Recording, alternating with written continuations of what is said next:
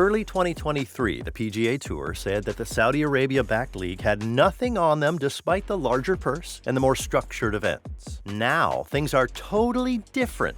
Over the past few months, several major PGA Tour sponsors have refused to renew their contracts out of displeasure of the way things are being run. This has sent panic waves across the executive board of the PGA because without these sponsorships, there's basically no tour. So who is to blame for all the troubles the PGA is currently facing? Liv or Jay Monahan? Let us know what you think. This is the Golf Caddy, where we take you inside the world of golf from a former caddy himself. A few days before the 2024 Farmers Insurance Open, the Sports Business Journal revealed that the sponsors of the event, Farmers Insurance, will not be renewing its deal when it expires in 2026. The American-based insurance company became the title sponsor of the San Diego-based tournament in 2010, and it signed a 7-year extension in 2018 with the hopes of signing another once the deal expired, but recent happenings in the world of golf and the company's financial state made them pull the plug.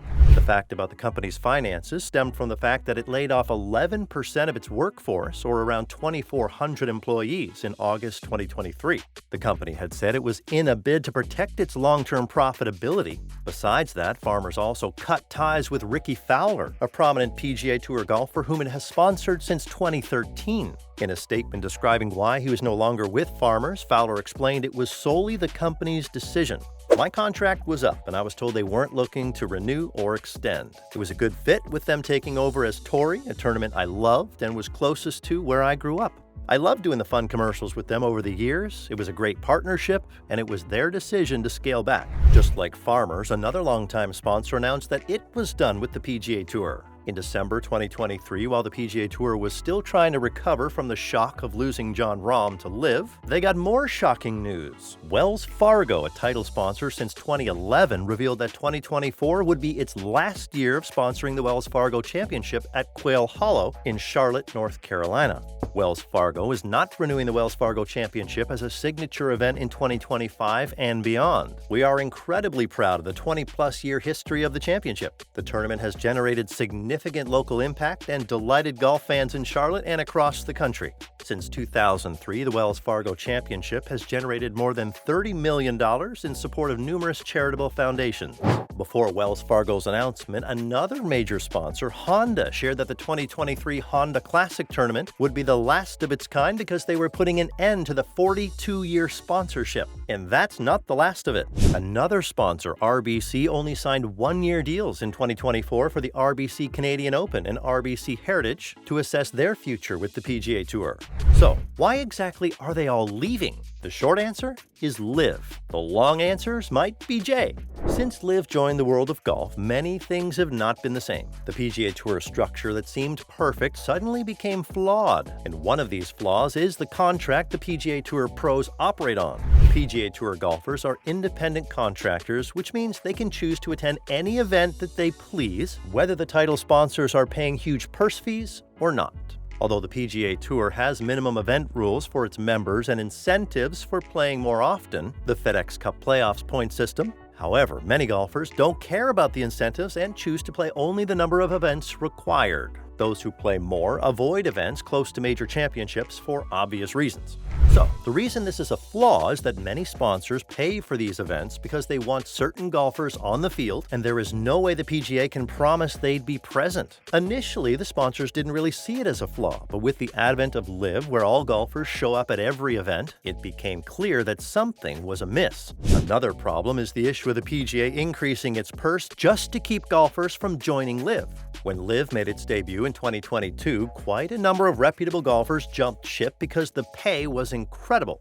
Although the PGA Tour initially put up a front, claiming the high pay wasn't enough to sway very loyal players, things began to look different when more and more players began weighing their options. So they were forced to increase their purses just to appease the golfers. Now, when they made that decision, it was solely based on the idea that they'll push a huge portion of the costs on the sponsors. But they didn't consider the fact that these sponsors would weigh the worth of the payment and decide to pull the plug after seeing it wasn't worth it. In a statement made by PGA Tour golfer 𝗏𝗏𝗏𝗏, more details about the ordeal was revealed. What LIV and the Saudis have exposed is that you have a tour and you're going and asking sponsors for millions of dollars to sponsor these events, and you're not able to guarantee those sponsors the players that are going to show up.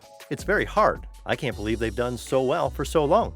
He continued by saying if we were in the sponsor's shoes, he'd do the same. Asking a company to pay $20–25 million an event to sponsor this thing, they're not seeing the value in it. If you can guarantee me that the top 50 guys are going to come and play in my event that week, then fine. But if you can't guarantee me that, then I'm not going to give you that money.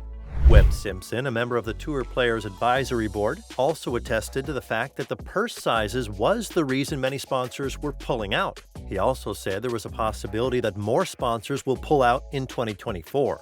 The model is broken at the purse sizes we've been going for the last year, and the sponsors are starting to feel it. Sponsors are pulling out. Wells Fargo, Farmers, there will probably be a couple more this year, I would think. Maybe 1 or 2 more. I hope not, but that's a lot of money to put up for a week, considering the price of stadiums and stadium sponsorships and all kinds of stuff. I'm close with the Wells Fargo people. They've been extremely happy up until having to continue to increase their purse, and they just didn't feel like it was a good fit for them. So far, some people can't help but point fingers at Jay Monahan, the PGA Tour commissioner, for everything going on. On the surface, it might seem like he is to blame, but in reality, he is only a representative of the executive board. He doesn't take sole decisions, and he has done his best in being more transparent since the debacle of communication with the agreement with Saudi Arabia-based PIF. It's also believed that many sponsors are not pleased with the current state of the PIF PGA Tour agreement because the exact details are not known. Once the agreement is signed, sponsors would be sure if staying is worth it. So, what can the PGA Tour do to prevent the loss of sponsorship deals? 1, they could find a way to make every event worth the amount of money sponsors put into it. And the most viable way is by ensuring elite golfers show up for the events. In a statement made by McIlroy describing what the way forward is, he said, "When you look at the different sports and the media landscape and how much these media companies are paying for sporting events, I think you have to be able to guarantee them the product that they are paying for. So in my opinion, yeah, I would say that people have to be contracted and sign up to a certain number of events every year so that the sponsors and media partners know that the guys that they want to be there are going to be. Another way is by reducing the fee sponsors are to pay. This could happen if the PGA Tour's deal with the SSG goes through. It's also believed that sponsors might not worry about paying more if the SSG and the group of businesses strikes a deal with the tour. This is because the SSG is made up of big names in the world of sport like Arthur Blank of the Atlanta Falcons, Tom Werner and John Henry of the Boston Red Sox, and 𝗏𝗏𝗏𝗏𝗏 of the Boston Celtics. With their expertise, they might be able to steer the tour in the right direction. Hopefully, the PGA Tour finds a way to keep its sponsors. If not, the tour is in trouble, which might result in a big problem for professional golf. So what do you think? Kindly let us know in the comment section. Also, don't forget to like, share, and subscribe. See you in the next video.